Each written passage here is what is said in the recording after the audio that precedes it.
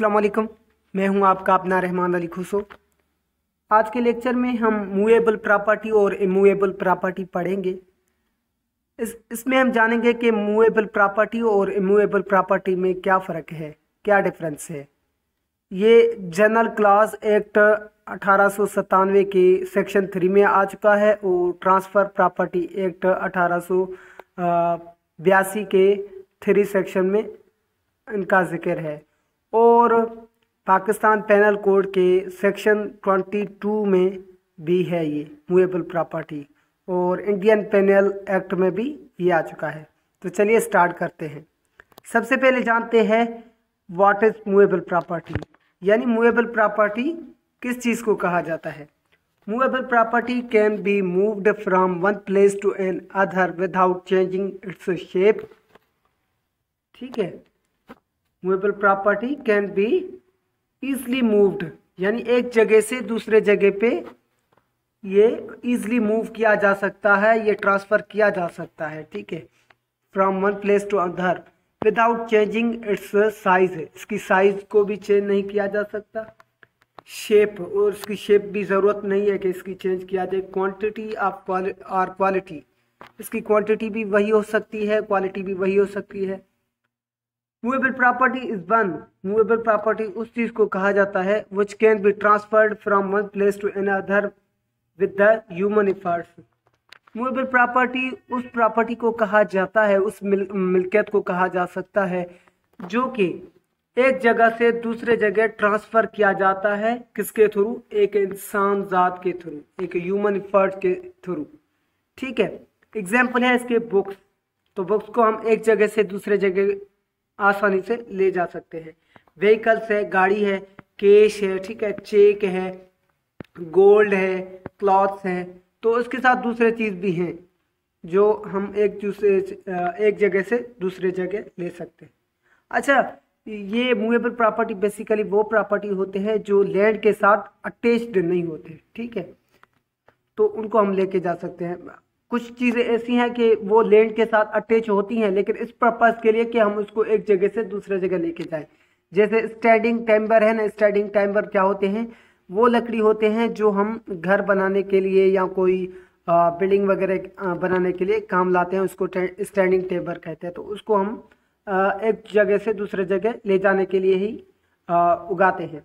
जैसे growing crops है, तो ये भी मूवेबल प्रॉपर्टी है। क्यों? क्योंकि इसको भी हम जब ये पक जाएगी फसल तो हम इसको हार्वेस्ट करेंगे, इसको लीव करेंगे। ठीक है, ग्रॉस है उसके साथ, और गवर्नमेंट प्रोमिसरी नोट्स है। प्रोमिसरी नोट्स हम इसी के लिए बनाते हैं कि एक जगह से दूसरे जगह इसको काम ला सके।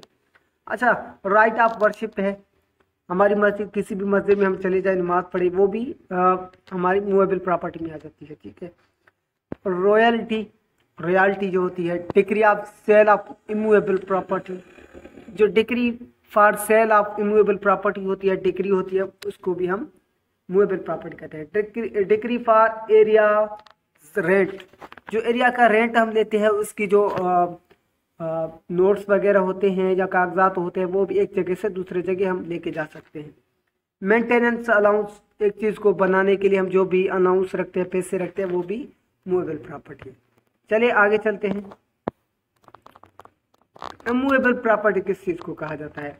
Immovable property according to the section of 3 clause sub clause 26 of general clause act 1897, immovable property includes land, benefit arising out of land, things attached to the earth. तो ज़मीन और ज़मीन से लेने वाली जो भी बेनिफिट्स है, जो अटैच्ड है ज़मीन के साथ, जो भी चीज़ें हैं, उनको क्या कहा जाता है? Immovable property. जैसे कि हमारी जो ज़मीन है वो एक जगह से हम दूसरी जगह नहीं लेकर जा सकते, और वो चीज़ें जो ज़मीन के साथ अटैच है, मिसाल के तौर हमारा घर है, वो ज़मीन के साथ अटैच है, वहाँ से हम बेनिफिट्स भी अराइज कर रहे हैं। ठीक है, तो वो हमारे इमूवेबल प्रॉपर्टी में आ जाते हैं, उसको हम मूवेबल प्रॉपर्टी नहीं कह सकते। परमानेंटली फर्स्ट और anything attached to the earth, वो चीज़ें जो परमानेंटली अटैच्ड है अर्थ के साथ, जैसे बिल्डिंग है, ठीक है, तो वो परमानेंटली अटैच्ड है, वो ज़मीन से हट नहीं सकते। अच्छा, उसके साथ साथ जो दूसरे चीज़ें हमारे दुकान है, शॉप है, वो भी अटैच्ड है किसके साथ? अर्थ के साथ। क्लियर है? अच्छा, meaning of immovable property. Section 3 para 2 of the transfer property act TPA 1882 defines immovable property is. अच्छा, transfer of property act 1882 movable property को कुछ इस तरह से डिफाइन करता है। चलिए पढ़ते हैं। Movable property does not include standing timber. Movable property standing timber को भी नहीं कहा जा सकता, जो लकड़ी वगैरह होते हैं जो हम घर बनाने के लिए उगाते हैं। ग्रोइंग क्रॉप्स, जो भी हम फसल उगाते हैं, उनको भी नहीं कहा जा सकता। ग्रास होता है, ग्रास भी हम उसको भी हम मूवेबल प्रॉपर्टी नहीं कह सकते। It is an exhaustive definition. ये एक काफ़ी डेफिनेशन है इमूवेबल प्रॉपर्टी के लिए। So we have to read the definition by combining the definition of general class act and transfer property act, which is, इन दोनों को हम मिला के एक डेफिनेशन भी रख सकते हैं। वो कह रहे हैं जनरल क्लास एक्ट कह रहा है कि जो ज़मीन के साथ अटैच्ड है परमानेंटली, उसको हम इमूवेबल प्रॉपर्टी नहीं कह सकते। और ट्रांसफर प्रॉपर्टी एक्ट 1882 यही कहता है कि जो स्टैंडिंग टिम्बर्स है या ग्रॉस है, उनको भी हम नहीं कह सकते इमूवेबल प्रॉपर्टी। ठीक है। अच्छा, एग्जाम्पल, इसके मिसाल क्या है? जैसे लैंड, ज़मीन। ठीक है। Benefits arise out of the land things attached to the earth. जो बेनिफिट हम उनसे ले रहे हैं अर्थ से, जो हमारे घर हैं उनसे भी हम बेनिफिट ले लेते हैं। बेसिकली बिल्डिंग्स वगैरह होती हैं वो अटैच्ड होती हैं अर्थ के साथ परमानेंटली। ठीक है। अच्छा, ये कह रहा है एक्सेप्ट फॉर स्टैंडिंग टिम्बर। ये अटैच टू द अर्थ की बात तो कह रहा है, लेकिन अटैच तो स्टैंडिंग टिम्बर भी होते हैं, जो लकड़ी होते हैं, जो हमारे पेड़ वगैरह होते हैं, वो भी तो ज़मीन के साथ अटैच है। लेकिन उसको हम क्यों नहीं कहते? क्योंकि उसको इसलिए हम इमूवेबल प्रॉपर्टी नहीं कह सकते, क्योंकि वो हम उगाते इसलिए कि कल को हम उसको एक जगह से दूसरे जगह हम उसको ट्रांसफ़र करेंगे।